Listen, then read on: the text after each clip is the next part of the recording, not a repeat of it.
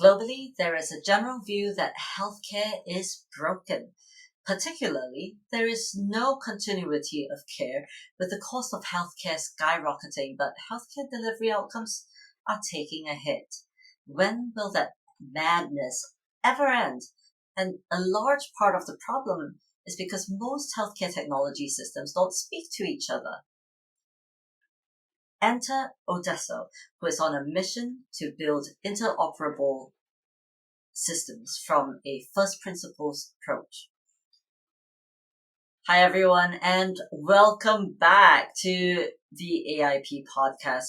As always, I'm your host, Anne Cheng, on behalf of the AI Partnerships Core, and today we speak to Zameer Rizvi. He is the founder and CEO of Odesso, who is taking on the big gargantuan challenge of data silos in the healthcare delivery sector. Now, data silos cause endless hours of pain and in most industries, but none feels it as much as the healthcare sector, where the impact comes with the cost of human life. Welcome, Zameer, to the AIP podcast. Hey, thank you for having me, Anne. Thank you, Zameer, for being with us. Let's dive right in. Tell us a little bit about you and your backstory. So I am the founder and CEO of a healthcare technology company called Odesso, and work within the clinical space and using technology, some more modern technologies of machine learning and Gen AI and Agentic AI to solve problems within the clinical environments and to help patients achieve better outcomes, live happier lives, and to also help doctors live happier lives as they work a lot.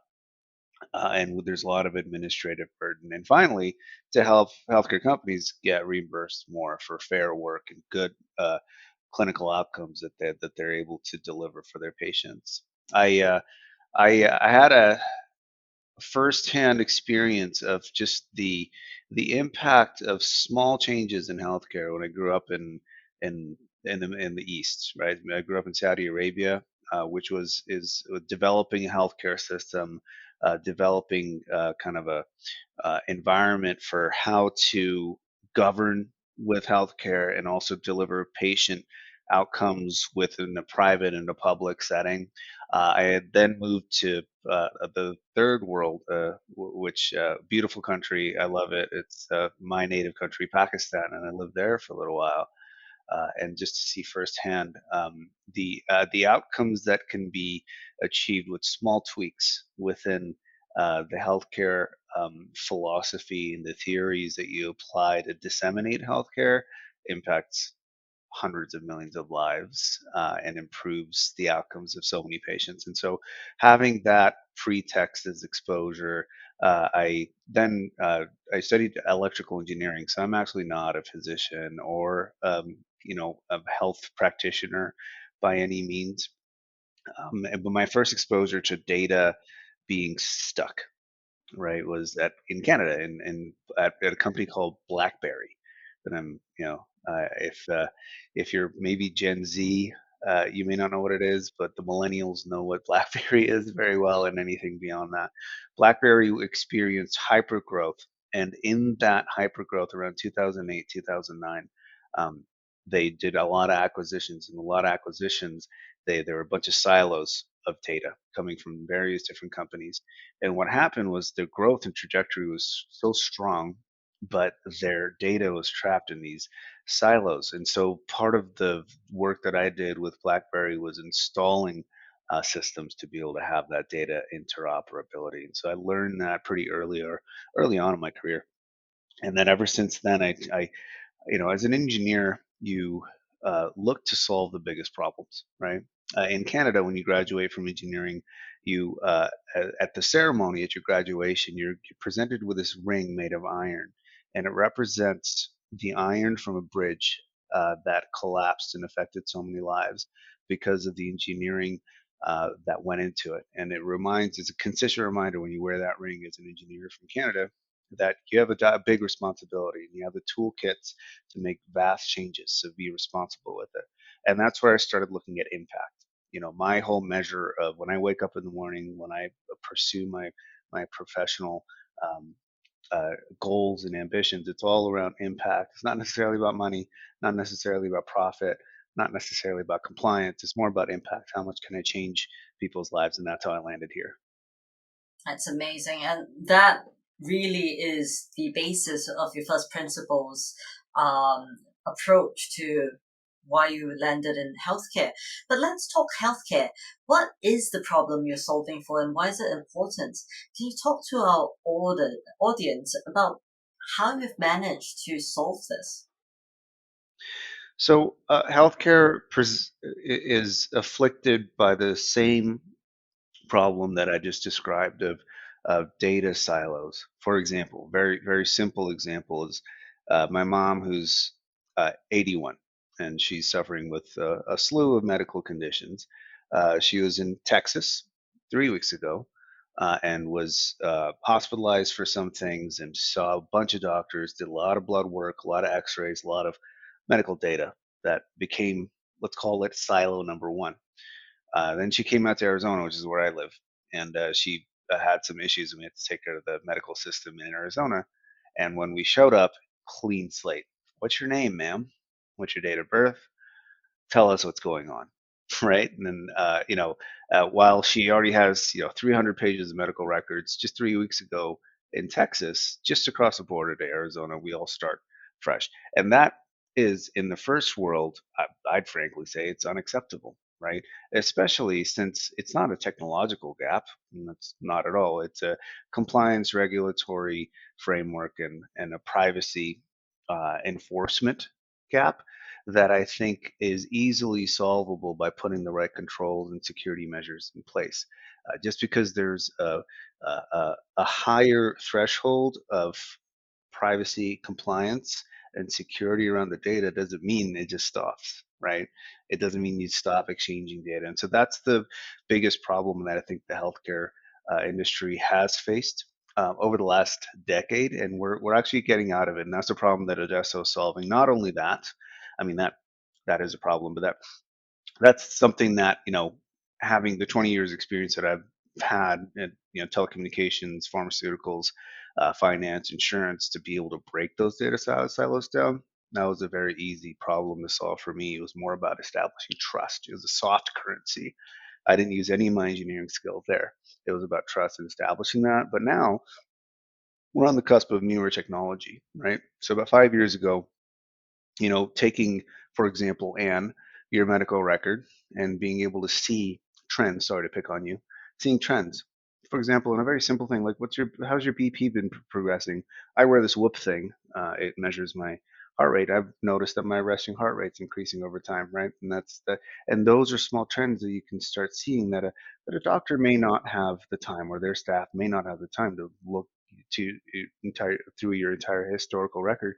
So we started applying machine learning, and this is before the AI boom, to read these clinical records, to find insights, predictive analytics, pattern recognition, and that's where we landed to where we are. And I'll pause there just to see if you have any further questions, because I could go on about this forever. That's amazing. I love the passion, really. And, healthcare is a really difficult industry, right? In recent years, with rising healthcare costs, and of course, it follows the public outcry, healthcare organizations have begun to focus all their efforts on ensuring that systems are affordable and, you know, extract some of these affordability through delivering digital transformations on EPRs, or electronic patient records. How do you overcome the fact that your solution, like it or not, is an additional cost and the ROI is only realized in a very unseen way, in a sense of it comes through the patient outcomes or the clinician outcomes? How do you overcome that? It's actually not as difficult as I had foreseen. Having not been from the healthcare background, having those conversations in the healthcare space is very different. We all wake up and we're negotiating deals, and we all have to make a living, right? And so it's very quantifiable. You give me X, I'll give you Y. That's the transaction. It's very transactional. And healthcare has nothing to do with that.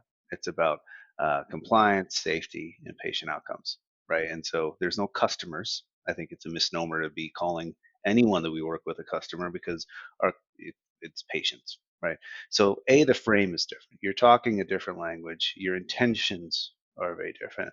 And then the other aspect is where it does become transactional is everything has a cost, right? Even a healthcare network is going to have, if it runs out of money, it's done, right? And so the equation, the calculus for them is if this technology is so novel, and it's not that hard to articulate that if you implement this and put this and spend on X, then immediately, and it's not like it'll take 5 years, like most tech programs, immediately within the next quarter, you'll see Y, which is your other expenses, drop 10x. And I'm not kidding you. 10x is a three at 3 times to 10 times is a very common ROI that we're able to present with factual numbers to say, if you implement, yesterday I did a calculation. I was like, you're spending $200,000 a year, and here you just spent $20,000 this quarter, and you just saved $200,000, right? And so the calculus is easier, and then on top of that, you speak the language of patients, right? You have improved the quality of the data because you have a systematic AI reviewing it, or a technology system reviewing it, removing human error, and you have the same accuracy as a human. B is it's much faster. These documents, again, and Chung's record, take me 2 weeks to get through it, right? With a bunch of highlighters and check boxes and calculations I'm doing with doodles on the paper. It takes 3 minutes to get to your record. That's fast. That's fast results. And finally, it's super cost effective, and that's cost that you save that you could put back to your patients and better outcomes. So the conversation becomes pretty easy because the technology that we have at our disposal is novel. It's very powerful. Wow, Zameer, this is amazing. But it looks like we're running out of time quite quickly. So, one for the road, what advice would you give to anyone who is hoping to join the movement to making healthcare more accessible? I think it would go back to my earlier comment about some of the obstacles that we have are guardrails, and sometimes the perception that we have is the obstacles are data privacy, patient safety, regulatory compliance, right? Auditability. Uh, these are if we switch our frame from these being problems or obstacles to opportunities, right? Then it changes the frame, and you see everything in terms of the possibilities, right? For example, again, in Texas, if I was able to access my mom's clinical records, it would have saved not only the Arizona healthcare system probably tens of thousands of dollars to have to collect all that data again, but it could have given my mom better outcomes quicker, right? And so uh, there's opportunity there, and it's not that difficult. It's not a blocker. Like, it's just stop thinking about privacy and these compliance measures as a blocker, and there's ways to get around them and open the conversation and be bold about establishing trust. Be bold about putting out suggestions. Don't be shy about it, because the world is full of opportunities, especially with these new technologies out there, and it's just a matter of making the inroads and establishing the trust with the networks you're working with to be able to make it happen. That's great. Zameer, it's been really inspiring to learn about your first principles and how you've approached an industry that's increasingly viewed as broken. Thank you for your time on our show today. And to our listeners, remember that liking, sharing, and following our podcast will do so much for us and the people around you as well. The AIP podcast focuses on speaking to AI leaders and CEOs to learn what's on the cutting edge of innovation in AI. Until our next show, my name is Anjing on behalf of the AI Partnerships Corp. Be safe, everyone.